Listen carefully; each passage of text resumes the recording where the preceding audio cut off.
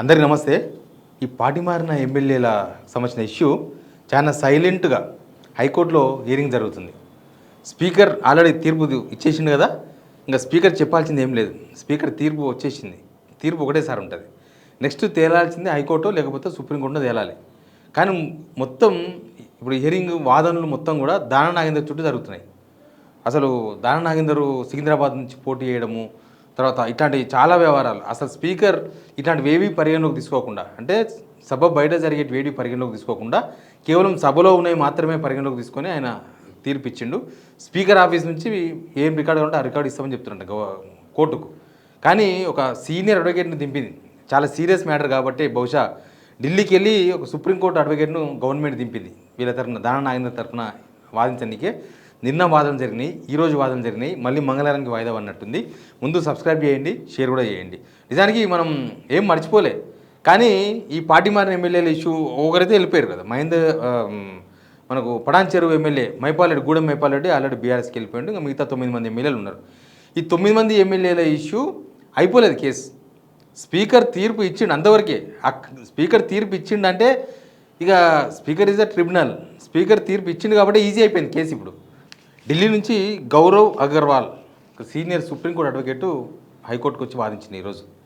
ఆయన వాదనలు వాళ్ళు టైం అడిగినారు. వాళ్ళు టైం అడిగినందుకే నెక్స్ట్ వీక్ మళ్ళీ నెక్స్ట్ మంగళవారం వరకు కోర్టు టైం ఇచ్చింది. హైకోర్టులో ఆల్మోస్ట్ 2 monthsలో తేల్చాలి సుప్రీంకోర్టు ఆదేశాల మేరకు ఈ కేసును.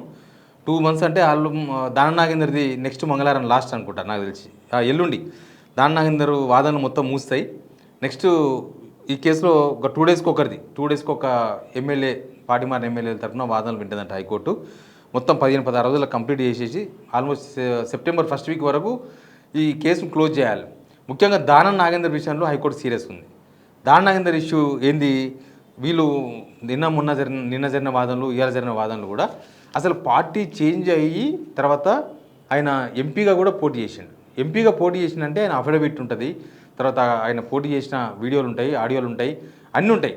కానీ స్పీకర్ ఏం చేసిండు, స్పీకర్ ఓన్లీ అసెంబ్లీలో జరిగిన వ్యవహారం మాత్రమే పరిగణలోకి తీసుకున్నాడు అనేది ఒక వాదన వినిపించారు. అసలు బయట జరిగింది ఏది కూడా స్పీకర్ పరిగణలోకి తీసుకోలేదు. వాళ్ళు పార్టీ మారినట్లుగా, ఇంటి ముందర ఫ్లెక్సీలు పెట్టుకున్నట్టుగా, లేకపోతే పార్టీకి మారి ఎంపీగా పోటీ చేసినప్పుడు అఫిడవిట్ ఇచ్చినట్టుగా, అవన్నీ ఏమీ పరిగణలోకి తీసుకోలేదు.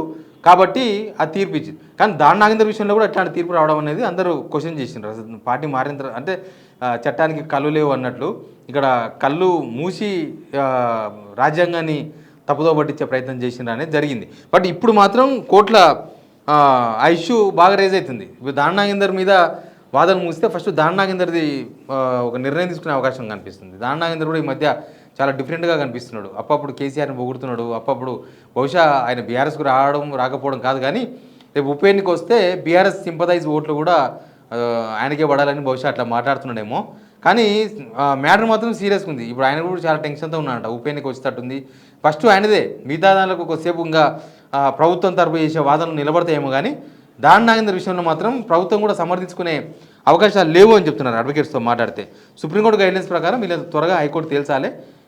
స్పీకర్ తీర్పు వచ్చింది కాబట్టి ఈ కేసు చాలా ఈజీగా కనిపిస్తుంది. వాళ్ళు స్పీకర్ తీర్పు రాలేదనుకో ఏమనంటే విచక్షణ అధికారాలు స్పీకర్కి ఉంటాయి, ఆయన మాత్రమే నిర్ణయం తీసుకోవాలి, మీరు ఇన్వాల్వ్ కావద్దని చెప్పేసి హైకోర్టుకు ప్రభుత్వం చెప్తుంది. కానీ స్పీకర్ తీర్పు వచ్చేసింది. స్పీకర్ తీర్పు వీళ్ళు ఒకవేళ ఆ ఇష్యూను లాగుదాము, ఇష్యూని ఇంకా టైంపాస్ చేద్దాము, ఇంకేముంది 3 years అయిపోయింది, ఇంకొక 2 years గుంజేస్తే ఇక మొత్తం వాళ్ళ 5 years టెన్యూరే అయిపోతుంది అనుకుంటే కూడా స్పీకర్ దగ్గర లేదు ఇప్పుడు కేసు. స్పీకర్ దగ్గర నుంచి బయటకు వచ్చేసింది కాబట్టి ఇప్పుడు హైకోర్టు తేలకపోతే సుప్రీంకోర్టు కొద్దిగా స్పీడ్గా జరిగే అవకాశం కనిపిస్తుంది. కానీ ఇది దేశంలో న్యాయ వ్యవస్థ కూడా ఒక సవాల్గా కనిపిస్తుంది. ఇప్పుడు మిగతా ఎమ్మెల్యేల కేసులో కొంచెం అటు ఇటు అయినా దాన నాగేందర్ విషయంలో మాత్రం తప్పగా తేల్చాల్సిన టైం వచ్చేసింది. అందరు చెప్తున్నారు ఖైరదాబాద్ ఉప ఎన్నిక పక్కా వస్తుంది, దానిలో డౌట్ ఏం లేదని. యాక్చువల్గా బీఆర్ఎస్ బీజేపీ ఈ 2 పార్టీలు పిటిషన్ వేసినాయి.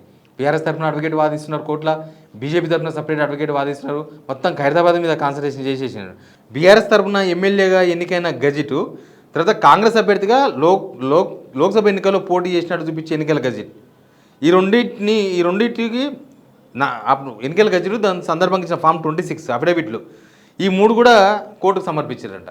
స్పీకర్ ఇవేవి పరిగణలోకి తీసుకోలేదంట. స్పీకర్ ఈయన పోటీ చేసిండు, ఇక్కడ గెలిచిండు, అక్కడ స్పీకర్ వీళ్ళందరూ బీఆర్ఎస్ ప్రకటించేసిండు కదా, వాళ్ళు బయట ఏం చేస్తున్నారో ప్రజలందరికీ కనిపిస్తుంది. బయట వాళ్ళు కాంగ్రెస్ ఎమ్మెల్యేలుగా చలామణి అవుతున్నారు. మనం చూడలేదా? పోచారం శ్రీనివాసరెడ్డి మొన్న ఏం మాట్లాడిండు? సీఎం రేవంత్ రెడ్డి ఫోన్ ఎత్తలేడు, వాళ్ళ తమ్ముడు ఫోన్ ఎత్తలేడు, నేను కాంగ్రెస్లో చేరినా అని చెప్తాడు. మళ్ళీ ఎంబడే నా మీద దేవుని కండవ కప్పుకున్నా, నయ్యం కాంగ్రెస్ కండవ కప్పుకోలేదు అంటాడు. ఆ లెక్కన ఇప్పుడు రాహుల్ గాంధీ కప్పుకునేది, సోనియా గాంధీ కప్పుకునేది, మల్లికార్జున ఖర్గే కప్పుకునేది, రేవంత్ రెడ్డి కప్పుకుని ఇవన్నీ కూడా కాంగ్రెస్ కండవాలు కావు, దేవుని కండవాలు అని చెప్పాల్సి వస్తుందేమో బహుశా. కానీ ఇట్లాంటి ట్రిక్స్, ఈ కండవాలు మార్చే ట్రిక్స్, లేకపోతే దేవుని కండవా, ఇది కాదు ఇష్యూ. ఇక్కడ ఖైరతాబాద్ ఎమ్మెల్యే దానం నాగేందర్ది మొత్తం రెడ్ హ్యాండెడ్గా దొరికిండు కోర్టు దృష్టిలో. ఒక పార్టీ తరఫున శాసనసభకు ఎన్నికై అదే పార్టీకి వ్యతిరేకంగా మరో పార్టీ అభ్యర్థిగా లోక్సభ ఎన్నికల్లో పోటీ చేసి ప్రచారం చేసిన వ్యక్తి పార్టీ సభ్యత్వాన్ని స్వచ్ఛందంగా వదులుకోలేదని ఎలా చెప్పగలరు? కరెక్టే కదా. ఇప్పుడు స్పీకర్ దగ్గర ఆ పాయింట్ కూడా ఉంది. స్పీకర్ ఏంటంటే వీళ్ళు ఇంకా బీఆర్ఎస్లో ఉన్నారు, వీళ్ళు బీఆర్ఎస్ ఎమ్మెల్యేలే, టెక్నికల్గా బీఆర్ఎస్ ఎమ్మెల్యేలుగానే పరిగణిస్తున్నారు, లేకపోతే వాళ్ళ ఎల్పీ వాళ్ళ శాలరీ నుంచి 5,000 రూపాయలు కట్ చేస్తుంది. ఇంతసేపటికి స్పీకర్ అసెంబ్లీలో జరిగిన పరిణామాలు అసెంబ్లీ గ్రౌండ్ లోపల ఉన్నాయి మాత్రమే పరిగణలోకి తీసుకున్నారు అనేది ప్రధానమైన వాదన.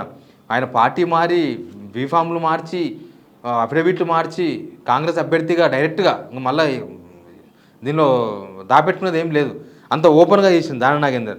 కానీ పార్టీ బీఆర్ఎస్లో ఉన్నాడు, బీఆర్ఎస్ సభ్యత్వం వదులుకోలేదని చెప్పడం అనేది కొంత అది బాగా క్వశ్చన్ అయింది. హైకోర్టులో కూడా దాని విషయంలో కొంత సీరియస్గా ఉన్నారు. ఆయన ట్రిబ్యునల్గా వ్యవహరించే సమయంలో రాజకీయాలకు అతీతంగా నిష్పక్షపాతంగానే ఉండాలి. బట్ సుప్రీంకోర్టు విచారణ ప్రమాణాలను పట్టించుకోలేదు స్పీకర్. అంటే ఆయన ఏ పార్టీకి సంబంధించిన వ్యక్తి అయినా కూడా న్యూట్రల్గా నిర్ణయం తీసుకోవాలంటే ఆ నిర్ణయం కూడా తీసుకోలేదు. సభ వెలుపల సభ్యులు నిర్వహించే రాజకీయ కార్యకలాపాలను 10వ షెడ్యూల్ కింద పరిశీలించలేము అన్నట్టుగానే ఆయన ఉత్తర్వులు అట్లా కనిపిస్తున్నాయి. సభ్యుడు తన పార్టీ సభ్యత్వం స్వచ్ఛందంగా వదులుకున్నా లేదా అనేది నిర్ధారించడానికి సభ వెలుపల జరిగిన రాజకీయ పరిణామంలో సంబంధిత ఆధారాలుగా చూడాలి. ఇట్లా కేవలం వన్ సైడ్ ఆధారాలు మాత్రమే స్పీకర్ పట్టించుకున్నాడు. అసలు స్పీకర్ నిర్ణయమే రాజ్యాంగ విరుద్ధం, స్పీకర్ తీర్పు రాజ్యాంగ విరుద్ధం. ఈ టైపు వాదనలు మొత్తం కూడా బీఆర్ఎస్ తరఫున అడ్వకేట్లు, తర్వాత బీజేపీ తరఫున అడ్వకేట్లు హైకోర్టులో వాదించారు. ఇప్పుడు వీళ్ళ తరఫున, ప్రభుత్వం తరఫున లక్షల రూపాయలు, గంటకు లక్షల రూపాయలు తీసుకునే సీనియర్ అడ్వకేట్ సుప్రీంకోర్టుకి వెళ్ళి వచ్చారు కదా, వాళ్ళు ఏం వాదిస్తారు? వాళ్ళ దగ్గర వాదన లేదు. మాకు ఇది వాదించడానికే మాకు ఇంకొక 1 రోజులు టైం కావాలి. ఏం వాదించడానికి ఏముంది ఏ పాయింట్ ఉందో తెలియదు. ఇప్పుడు దానం నాగేందర్, పోచారం శ్రీనివాసరెడ్డి, కడియం శ్రీహరి, కాళయాదయ్య, బండ్ల కృష్ణమోహన్ రెడ్డి, ప్రకాష్ గౌడ్, గాంధీ, తెల్ల వెంకట్రావు పార్టీ ఫిరాయింపుల కింద వేటు వేయాల్సింది అనేది వీళ్ళ వాదన. అది ఫస్ట్ నుంచి కూడా వాదన అట్లే ఉంది. 10వ షెడ్యూల్లో 2(1)A ప్రకారం ఏ సభ్యుడైనా తాను ఎన్నికైన రాజకీయ పార్టీ వ్యతిరేకంగా స్వచ్ఛందంగా వదులుకున్నాడా లేదా అనేది అంశాన్ని ప్రధానంగా పరిశీలించాలి. ఇక్కడ అవి ఏమీ పరిగణలోకి తీసుకోలేదు. ఇంకోటి ఏంటంటే ప్రభుత్వం స్థిరంగా ఉన్నదా, అసెంబ్లీలో అధికార పార్టీ బలం తగ్గిందా, ప్రభుత్వం మనకు ముప్పు ఏర్పడిందా అనేవి కూడా అనర్హత వేటుకు ప్రామాణికం కావు. ఇవి కూడా 10th షెడ్యూల్లో అట్లాంటివి కూడా లేవంట. వీళ్ళు పక్కా రాజ్యాంగం ప్రకారం చూస్తే, 10th షెడ్యూల్ ప్రకారం చూస్తే వీళ్ళు పార్టీ మారినరు అనేది క్లియర్గా కనబడుతుంది. కానీ స్పీకర్కి వచ్చే వరకు ఆయన విచక్షణ అధికారాలు అంటున్నారు. తర్వాత ఓన్లీ అసెంబ్లీ లోపల విషయాలు మాత్రమే పరిగణలోకి తీసుకుంటున్నారు, బయట విషయాలు తీసుకోలేదు. ఇప్పుడు హైకోర్టు ఏం చేస్తుందని చాలా ఇంపార్టెంట్. సరే, మనం చాలాసార్లు అనుకుంటాం ఏదంతా అయ్యేది లేదు, పోయేది లేదు అనుకుంటాం. బట్ ఈ తీర్పును కొంత న్యాయ వ్యవస్థ కూడా సవాలే. దానం నాగేందర్ సంబంధించిన తీర్పు అడ్వకేట్స్ వాళ్ళు వాదించిన అడ్వకేట్స్ కానీ వాళ్ళు ఏం చెప్తారంటే ఇది ఖచ్చితంగా అక్కడ హైకోర్టు చీఫ్ జస్టిస్ కూడా దీన్ని తొందరగా తేల్చాలా అనే ఉద్దేశంతోనే ఉన్నారు. కాబట్టి స్పీడ్గా విచారణ నడుస్తుంది. బహుశా ఖైరతాబాద్ ఉప ఎన్నికకు మాత్రం తప్పకపోవచ్చు. ఎందుకంటే కళ్ళ ముందే పార్టీ ఫిరాయింపులు, కళ్ళ ముందే పార్టీ చేంజ్ అయ్యి మళ్ళీ పోటీ చేసిన అవన్నీ కనిపిస్తున్నాయి కదా అందరికీ. కాబట్టి ఇది న్యాయ వ్యవస్థ కూడా వాళ్ళు కూడా చాలా ఇంపార్టెంట్గా పరిగణలోకి తీసుకునే అవకాశం ఉంది. అందుకే కోర్టులో కూడా ఆ టైపు వాదనలు నడుస్తున్నాయి. ప్రభుత్వం తరఫున వాదనని వినిపించడానికి ఏమీ లేరు. ప్రభుత్వం తరఫున అంత పెద్ద గౌరవ్ అగర్వాల్ అనే ఒక పెద్ద సీనియర్ అడ్వకేట్ వస్తే కూడా ఆయన మళ్ళీ టైమే అడిగిందంట. నెక్స్ట్ మాకు టైం కావాలని చెప్పేసి ఏం వాదన చేయాలి? ఇప్పుడు పార్టీ మారలేదు, ఆయన కాంగ్రెస్ నుంచి పోటీ చేయలేదని చెప్పడానికి అవకాశం లేదు కదా. మరి అట్లాంటి వాదనను ఒకవేళ చెప్తే అది అబద్ధం అయిపోతుంది కోర్టులో. కాబట్టి అంత ఈజీగా ఏం చెప్పారు అది. కాకపోతే ఇప్పుడు హైకోర్టు ఏం చెప్తుంది చాలా ఇంపార్టెంట్. మిగతా కేసులన్నీ వేరు, దానం నాగేందర్ కేసు వేరు.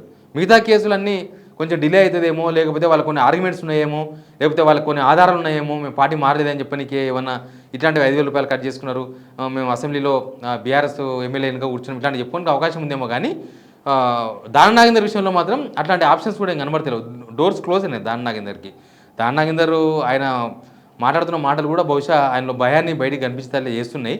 కానీ చూడాలి మనం నెక్స్ట్ మంగళవారానికి మరి ఎల్లుండికి దాని నాగేందర్ ఎల్లుండితో అయిపోతుంది. ఎల్లుండితో అయిపోయినాక నెక్స్ట్ మంగళవారం నాడు మళ్ళీ దీని మీద హియరింగ్ ఉంటుందంట. వాదనలు అయిపోయినాక తీర్పు ఉంటుందేమో బహుశా. అందరి తీర్పు ఒకటేసారి ఉండకపోవచ్చు, ఎవరి వాళ్ళకి సపరేట్గా చూస్తున్నారు. దాని నాగేందర్ అయితే కోర్టు చాలా డిఫరెంట్గా సపరేట్గా పరిగణిస్తుంది. మిగతా అందరి కేసు అది వేరే కనిపిస్తుంది. కాబట్టి ఇంతతో చూద్దాం. Please subscribe.